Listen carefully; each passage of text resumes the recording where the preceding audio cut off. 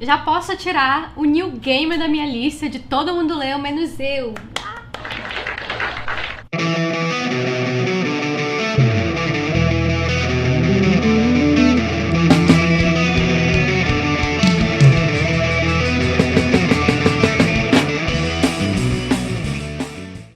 Então eu comecei a ler New Gaiman pelos livros da magia.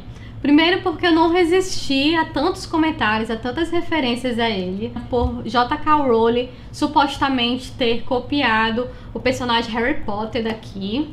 Essa minha edição aqui é da Vertigo, da Panini, né? A capa é dura, é uma edição de luxo, ele une os 4 livros que existem, então, né, aqui. A edição tá perfeita. Aqui você vai encontrar o seguinte: os 4 livros da magia foram escritos por Neil Gaiman, mas cada um deles foi ilustrado por um artista diferente. Então a gente vai encontrar aqui a história de Tim Hunter, esse garoto aqui da capa, que está lá no começo do livro, logo passeando pelas ruas de Londres no seu skate, brincando de ioiô, quando a gente vê que tem 4 homens misteriosos observando ele, e esses homens se intitulam de Abrigados Encapotados. Eles estão discutindo entre si que esse garoto aqui tem um grande potencial de ser o maior mago que já existiu na face da Terra. Eles chegam ao consenso que eles têm que ajudar, auxiliar a esse garoto descobrir, a entrar no mundo da magia. E eles começam, bem estilo nonsense, perseguir o garoto pelos parques de Londres lá, né? E então eles começam a falar sobre a magia, né, que existe, e que se ele tem a intenção, se ele tem a curiosidade de conhecer. E aí Tim Hunter, né, abismado com tudo aquilo que está acontecendo, aceita partir para a aventura. Então o que acontece? 4 livros, são 4 homens, né, dessa brigada. Então cada livro é falando sobre um tutor desse, né, um desses caras, levando ele para um tipo de ensinamento, para um tipo de aventura. E agora eu quero fazer uma pausa para um breve comentário sobre todo aquele chame lá da J.K. Rowling. Gente, é o seguinte, todo mundo já deu sua opinião por aí, eu quero deixar registrada a minha, né, da minha primeira impressão ao ler o Neil Gaiman e a ler os livros da magia, que é o seguinte: nada a ver, tá? As aparências, as semelhanças acabam aqui na capa, acabam com o garoto, né, ser franzino e usar óculos, aparência frágil, né, ter uma coruja acompanhando ele, mas acaba por aí. E o próprio Neil Gaiman falou que esse tipo de arquétipo pode ser muito bem utilizado em vários contextos, em vários tipos de história, mas na minha opinião não teve plágio, não teve sei lá o que. Mesmo porque se tivesse alguma coisa de plágio aí, como o próprio Neil Gaiman falou, ele também deveria ser processado, porque esses 4 caras que eu falei aqui, né, da Brigada dos Encapotados, não são de autoria, eles já existem, são personagens que já existem, que não são da autoria de Neil Gaiman, eles são da DC Comics. Tá, então começando, no primeiro livro, então a gente vai encontrar a história do Vingador Fantasma, que leva o Tim Hunter para o passado da história da magia, relacionada com a história da Terra, né? Com a nossa história mesmo.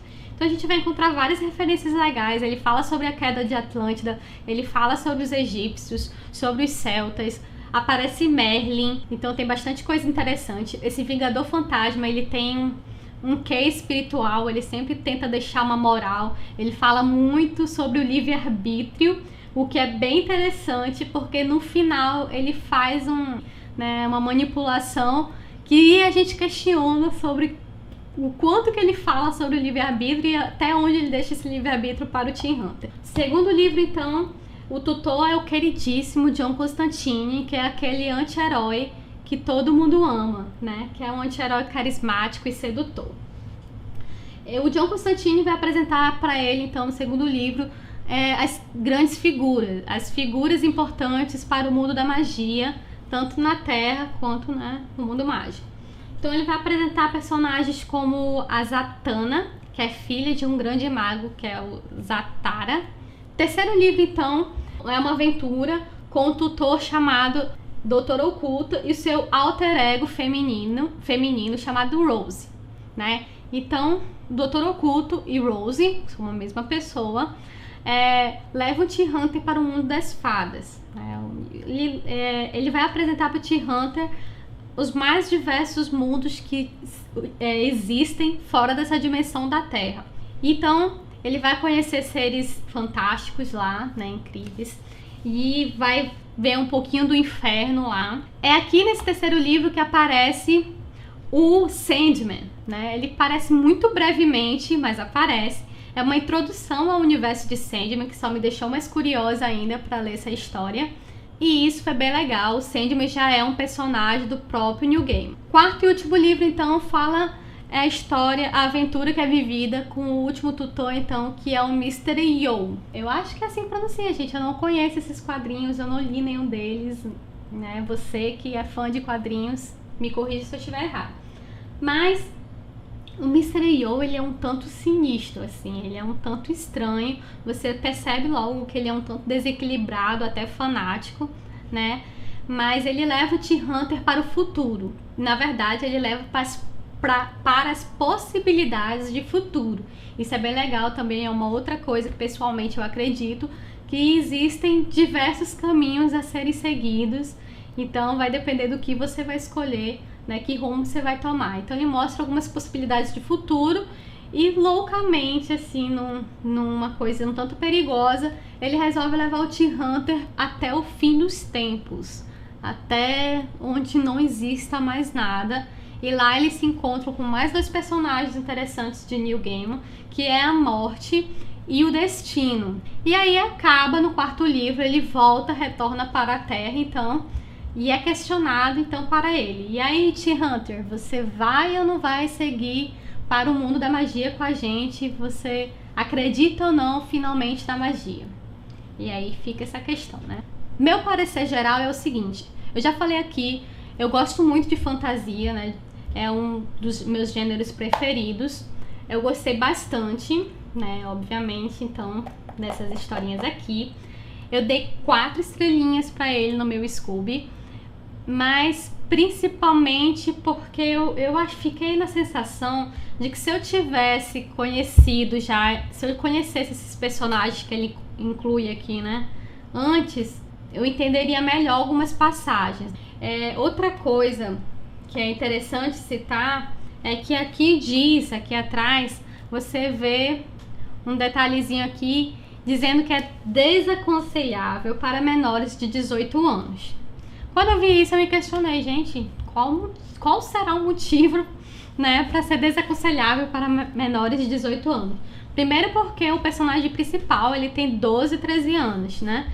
E quando eu fui lendo a história, eu não vi nada demais, assim, pelo menos na parte de pudor, de moral, sei lá, né, de questão sexo, violência, eu não vi nada demais. E aí eu fiquei refletindo um pouco sobre isso, e eu acho que tem muito mais a ver com a capacidade de compreensão, né? É uma história um tanto complexa, se você quer extrair algum ensinamento disso, você quer extrair a essência do trabalho do New Game, pelo menos na minha opinião, né? Eu tô conhecendo o New Game agora, não sei se, sei lá, é uma fraude ou coisa do tipo, mas a aparência que dá é que ele quer passar umas mensagens um tanto subliminares, assim, né? Sobre até as questões um tanto espiritual. Você vê aqui ele falando sobre morte, falando sobre inferno, falando sobre o destino, o futuro, não sei o que. Então você vê umas questões assim universais, né? E eu acho que